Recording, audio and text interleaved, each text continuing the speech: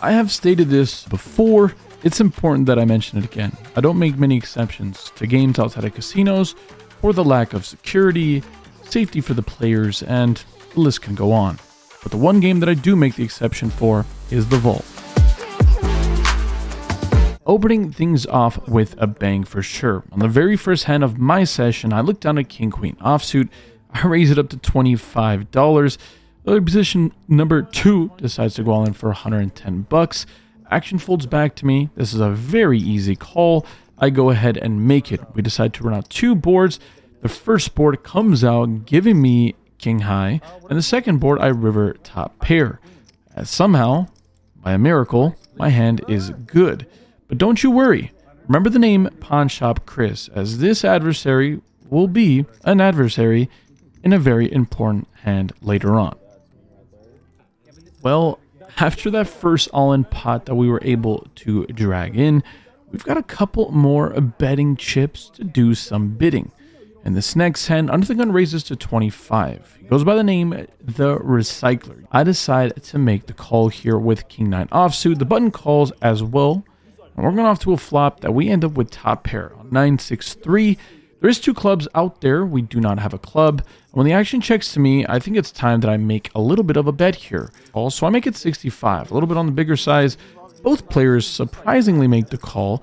And when the turn card falls an 8 of hearts, I decide to bet a little bit on the bigger size once again for 225. My opponent on the button thinks about it for quite some time. He makes a fold, and so does the initial raiser. Nonetheless, happy to take that pot down. Chips are flying and things are getting overwhelming. In this next hand, we have a double board PLO bomb pot shenanigans, and it's a fun one for sure. We're going off for $25 every single person, leaving us to 2 flops here. On the top board that comes out 10-3-3, and on the bottom board that comes king 7-4. We get a chance to look down at our hand, and we look down at pocket kings, baby. Look at that. Pocket Kirans, followed by a queen and a 9. I do decide to bet the size of the pot here. We get 1 call from the button. We're going to have to a turn card on both boards. The top board comes out the 6 of spades. On the bottom board, I still have the nuts as it comes the 9 of diamonds. I've got somewhere in the neighborhood of $1,200 in my stack, and I've got to try to get as much as I can in the middle. Right now, I bet $775, leaving back about $450. My opponent thinks about it forever and ever before deciding his hand's just too good to fold, so he makes the call. Comes the deuce of diamonds on the bottom board and a 5 of clubs on the top board. So once again, we don't have anything on the top board, but if my opponent by some miracle does not have a 3 or pocket 10s, we can be good here sometimes, as my kings may be better than what he has. Either way, we have no decision here besides going all in for $440 or $450 I have remaining. And my opponent pretty quickly makes the call and says that he just can never fold his hand. He is a little worried though. I show my hand and he eventually shows ace king 3 deuce with not a single suit. But hey, it is good enough to take half the pot, and that's all that really matters here in this PLO games. Once again, we're going to be playing another double board PLO bomb pot, back-to-back hands, but once again, I won't bore you with the boring one. This one has a lot of action as well. We're going to have to 2 flops here. The first one comes ace king 10 with 2 hearts, and the bottom board comes out 10-8-5 with 2 diamonds. When the action ends up checking through, I haven't even looked at my hand here. The turn card on the top board comes a deuce of diamonds, and on the bottom board it comes a 3 of spades, and at this point, I realize I've got a freaking monster. Absolute stone cold monster, baby. We have the nut flush draw on the bottom board, and we have the nut flush draw on the top board, coupled with top 2 freaking pair. All that to be said, I'm going to go ahead and lead for pot here. 225, looking to get a couple callers here. We end up getting 2 of them. The river card on the top board improves me to the stone cold nuts as it comes the ace of spades. And on the bottom board, unfortunately, we cannot get there as it comes a black 5 of clubs. I go ahead and pot it here for about 1,000-ish, if I'm not mistaken, somewhere in that ballpark. Once again, we get the first player to fold, which is outstanding, giving us a shot at scooping this bad boy until the second player decides to make the call. He shows 5-3 for a boat on the bottom, but my boat on the top is going to luckily lock up half the pot for me. Once again, chopping up against the same player, a big pot in the double board PLO bomb pot variety. Let's get back to the regularly scheduled no limit holdem program. So after getting my gamble on, we are back to some good old-fashioned poker, the one that I play the most, which is no limit holdem. I'm in early position and there is a straddle on to 20. I make it $50 to go with the old ace king here. I get 2 callers and the flop comes out 10, 5, 10. There is a rainbow board here. With the action on me, I decided to throw out a c-bet here for 75 and both players make the call. If I can improve by getting a little bit of equity on the turn by some miracle, I will continue betting here. And the turn card comes the jack of diamonds. I bet 250, going a little bit on the larger size. The first player decides to make the call, Mr. Pawn Shop Chris, and the second player decides to make the fold. We're going off to the river with my opponent leaving himself about 450 behind. And the river is a pretty interesting one. I get there, but not the way that I was initially expecting, as it's the king of hearts. Once again, that backdoor flush draw does brick out, which I love to see. Sure, it may be a little thin here, but I can still get called by a hand like king, queen. I can still get called by a hand like pocket nines or ace jack. Those kind of holdings are all going to have to at least consider it. So after a brief moment, I decide to go all in for 450, which is my opponent effective stack. 35 milliseconds pass, my opponent makes the call immediately. He shows jack 10, and just like that, my ace king is going down into flames. Well played by him. Unfortunate for us. We are now sitting around 800 bucks-ish. Things have not been looking great. We have been literally stoned down the middle, but I guess we could be in for a lot more. So take the glass as you may, half full or half empty. Well, in this next situation, I did not realize that the first player limped. To me, I had perceived it as the first limper is actually just straddling for $20. The second limper is limping as well, and now the action's on me here with king 10 offsuit.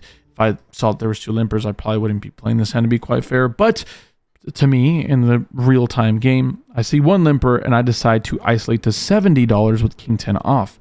We get a couple of callers behind for 70 bucks. To which the first limper decides to back raise to 500. The opponent to my right thinks about it forever before deciding to fold. And with the action on me now, considering I am stuck quite a bit now, I'm stuck about 800 bucks. So, you know, maybe I'm not stone dead. I decide to just go all in for 715. Don't recommend this in your regular 1-3 game here at your local casino, but against specific players, I mean, this can't be that bad. With all the dead money in the middle, there's nearly $750 already in the pot, not even including my all-in here. And we agree to run out 2 boards. The top board comes out ace, king, deuce. We now improve to a pair. The run out comes with 2 sevens. Looks like we locked up that board. The second board, not so much goodness, as it comes out 9 and 9 deuce until the turn comes at 10, and then the river comes at 10 for overkill. Well, we show my hand, and my opponent jokingly said it was a cooler, and then exposes queen 4 offsuit. Oh, damn. Lock the doors, ladies and gentlemen, because we are not leaving the building under any circumstance. All right, guys. So after the debauchery in the last hand, we've got another fun hand to go over. And really lock in here, as at the end of the hand, I will ask you what my opponent had in this instance. And the first person to get the exact hand right, including both suits, will be given away $150 from me. And Pawn Shop Chris will be splitting that right down the middle. 150 bucks going to the winner of this giveaway. So let's get into it. I find myself in an early position and I race to $50. I end up getting no less than 3 callers. We're going 4 ways off to a flop that comes out 10-5-5. We got pocket 8s on a pretty decent board. With the action on me, I decide to throw out a bet of 65, looking to thin the field for value, as well as there's obviously a flush draw out there now that I see it. Only Chris makes a call behind me, and the turn card comes the 5 of diamonds. Okay, I improve to what is definitely a boat. Actions on me here. I decided to throw out a small little joke style bet of 30 bucks. Our opponent doesn't waste much time before deciding to make the call. We're going off to a river card that comes out the 3 of clubs. Once again, I'm looking to get some razor thin value, so I throw out a small bet of 25. And at this point, my opponent decides to raise to $200. This is a little worrisome for sure, but it seems like obviously I've played my hand a little bit face up here. It looks exactly like I have something that I have, which is a hand like 7s, 8s, and 9s. But I decide to just go ahead and make the fold. I go ahead and do just that. My opponent then windmills me his hand. But as you guys can see, you can't see. I've blurred out the hand. The first person to get his exact holding right wins 150 bucks. And just like that, we're going to rack up our most disappointing loss. Not because we lost a lot, because we lost damn near nothing, but because we could not muster a W. Either way, let's throw to me in post-production and talk a little more about this. Do this with my eyes closed. It's too easy. It's too easy. I can do this with my eyes closed. It's too easy. So that could have been much worse than it ended up being. Because of some lucky situations and some spots where we ended up getting it in versus queen 4 off, we were able to muster out a pretty successful day at work. It was a ton of fun, and I was really happy to finally somehow book myself a halfway decent loss. Not a big one. At the end of the day, I will look at this as a positive, considering I hadn't played poker in over a month. To get in there after the Mariano session, book a solid win, and then this one, not lose too much. It feels like things are starting to align. All that to be said, we were into the game for $1,500 and out for $1,425. In the coming weeks, well, when you guys see this video, I think in a week from that, I'm going to be heading over to none other than the Baltimore Horseshoe Casino. I haven't been there for a year, but the last time I went there, I was accompanied with the wonderful Wolfgang Poker, and by some miracle, we were able to get well over 10 tables worth of players. So this year, although it's only me, I am very excited to go back. They're going to be hosting the Run Good series in the month of September, which is just a few weeks after I'm there.